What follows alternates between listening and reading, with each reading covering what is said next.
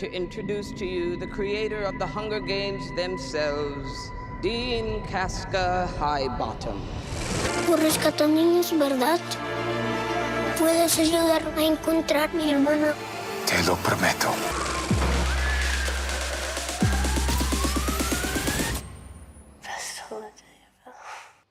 Hello and welcome to our weekly film show with our critic Emma Jones and me, Eve Jackson.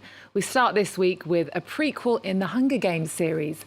The previous movie adaptations of the teen fiction novels set in the dystopian future made $3 billion at the box office. They also catapulted Jennifer Lawrence, playing heroine Katniss Everdeen, to stardom. Now they're back without Jennifer Lawrence. Emma, tell us more. Well, at first glance, I suppose you would say that this is the Hunger Games all over again. Its author, Suzanne Collins, wrote the book, The Ballad of Songbirds and Snakes, which is now adapted into this film. And it's the story of how Coriolanus Snow, brilliantly portrayed by Donald Sutherland, of course, in the past, became a tyrant. So we join Snow as a young man. He's played by British actor Tom Blythe, and he has to mentor a young girl from District 12 at the 10th annual Hunger Games. Is this starting to sound a little bit familiar at all? Now, that girl is called Lucy Gray-Baird, and she's played by West Side Story's Rachel Zegler. OK, well, the cast and the crew were at the London premiere of the film a few days ago, so let's hear from Francis Lawrence, the director of the franchise, and see some of the film. What does my mentor do besides bring me roses? I do my best to take care of you. You really want to take care of me in that arena? Start by thinking I can actually win. I'm Lucky Flickerman, first ever host of the Hunger Games. Enjoy the show. 5, 4, Enjoy the show. 3, 2. Enjoy the show. Run. Enjoy the show. The truth is when we finished in 2015, I was happy taking a break, but I sort of hoped it wasn't going to end. But it's like, you know, it's up to Suzanne. You know, we go by her lead. You know, she's got to come up with the books. She has to come up with the ideas and the stories. And so, you know, if she comes up with something, like, we'd be back in a second. Now, Emma, I absolutely loved the first films. Did you like Me this too. one? Me too. OK, strong performances. I really like them. So I think Tom Blythe does do justice to Donald Sutherland in this role as Coriolanus Snow, explaining how the character goes bad. I don't think we really miss Jennifer Lawrence in this movie, and I think that's testament to Tom Blythe's presence in the film. Rachel Zegler, I think she really captures Lucy Gray's spirit and energy, and also her ambivalence, because she's not necessarily a good person. Zegler also has a superb singing voice. Viola Davis, she does a great turn as a crazy great games maker. And then there's Jason Schwartzman, who gets all the best lines as Lucky Flickerman. He's a TV host. He's a predecessor to Stanley Tucci's character. And he gets all the comedy in the film. And there's not much comedy. Overall, I found it quite a grim watch, to be honest with you. It feels almost as grey as the Soviet architecture of Pan Am. And that's mainly because of the games itself. In this prequel, it's essentially murder in the arena, because really the film is explaining how the games became a must-watch TV show. So it just feels a bit unrelenting, really, because it's an explanation. This is not making me want to watch it in any way. No, grim and unrelenting. I think, yeah, the story feels quite grim and unrelenting. The performances are fantastic.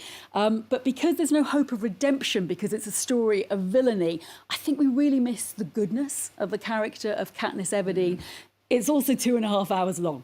So I would say for fans, as you are, of the franchise, it is a must-see in the sense that you can go back into the universe, explore more of it, and I think they will relish that. OK, but maybe rewatch the uplifting films afterwards. OK, well, now to a hit American independent movie that knocked Indiana Jones and the Dial of Destiny off the top of the box office this summer, but it isn't without controversy. Sound of Freedom, starring the Passion of the Christ actor Jim Caviezel, is based upon the true story of an American Homeland Security officer who went on a mission to rescue sex-trafficked children in Latin America. Now, why, Emma, was The Sound of Freedom so controversial? because at the time of its US release, the film started to be linked as in some way adjacent to the baseless QAnon conspiracy theory that there's a worldwide paedophile ring of rich and famous people. Possibly not helped by lead actor Jim Caviezel repeating some elements of this theory. Now, it should be said the film does not reference this theory in any way. The studio that made it has distanced itself from this theory, and so has the film's director, Mexico's Alejandro Monteverde, who also points out that he started working on the film in 2015, long before the QAnon theory started circulating. OK, well, let's get a taste of the film now. There's no Marine unit coming. You're on your own. This job tears you to pieces. And this is my one chance to put those pieces back together. When God tells you what to do, you cannot hesitate.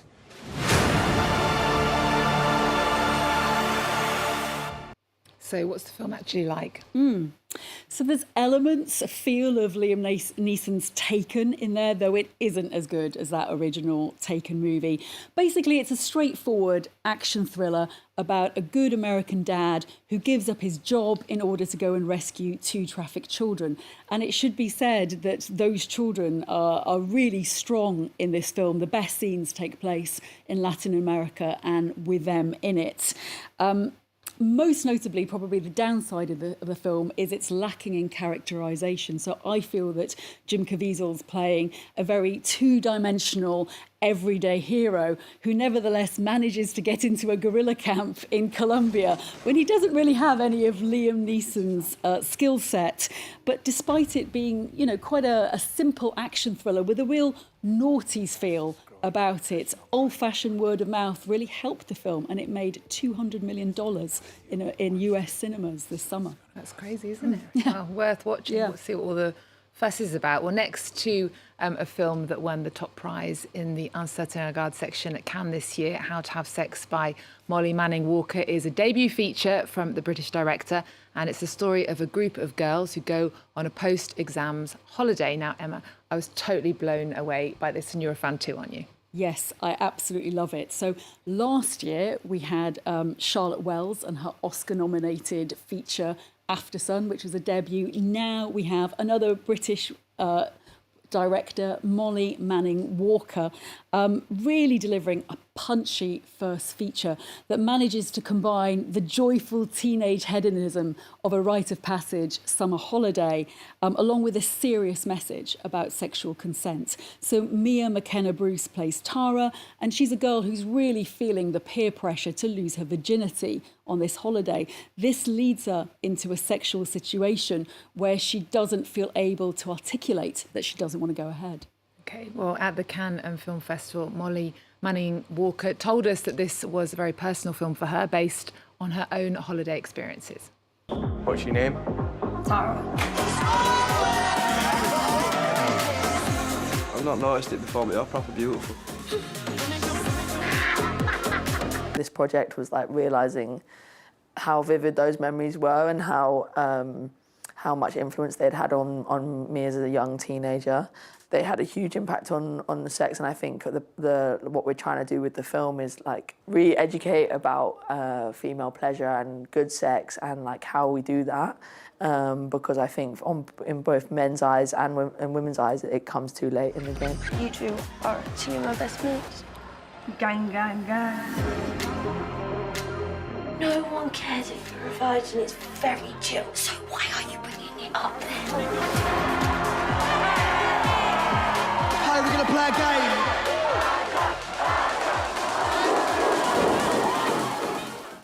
You can watch the whole interview on Arts 24 later on this week. I found this so realistic. It really, I don't know if it's because we're British, but it really felt very real. It's those holidays, isn't it, as well? The film features, I think, some extraordinary but hard to watch scenes where really Tara's face is saying it all, even though there's very little dialogue. I'm sure you remember those. But the film's message never becomes preachy. It never becomes a sermon. And also outstanding are the vibrant young ensemble cast. So I think How to Have Sex is the best British film of this year. Wow. And yeah, I really do think it is. And I think it's also really exciting to see this new wave of young, mainly female British directors, when for so long it's all been about the old guard in Britain, the Ken Loaches and the Mike Lees. Magnificent though they are, it's great to have some new talent. It certainly is. OK, well, finally to a high-profile French language release, the docudrama that also premiered at this year's Cannes Film Festival, Little Girl Blue, starring Marion Cotillard and directed by French-Moroccan filmmaker Mona Achache. Emma, tell us more. Yes, so this is film and TV director Mona Achache's investigation of who her mother, Carol, really was. And this was prompted by Carol Achache's suicide in 2016 when she was in her 60s. She leaves behind boxes of writing and photos, some of which are used in the film. To help the director, Marion Cotillard, the actress, literally puts on Carol Achache's clothes and jewellery in an unforgettable opening scene. And then the story is told through documentary and also Cotillard interpreting Carol Achache's words. This is a wonderful piece of artistry, I think. It's more than about Carol Achache's life. It's also an exploration of French literary history, because it turns out that Carol's mother, Monique Lang, was an intellectual and also in the circle of novelist Jean Genet. Little Girl Blue brings to light the abuse Carol suffered at the hands of Jean Genet and how this blighted her life from an early age. So the film explores these mother-daughter relationship ties, and I think what is striking is how much they sometimes suffered at the hands of the men that they knew. OK, Emma Jones, thank you so much. We're out of time. It's a pleasure to have you on the show. We're going to leave you with Little Girl Blue. Thank you for everyone at home for watching. See you next time.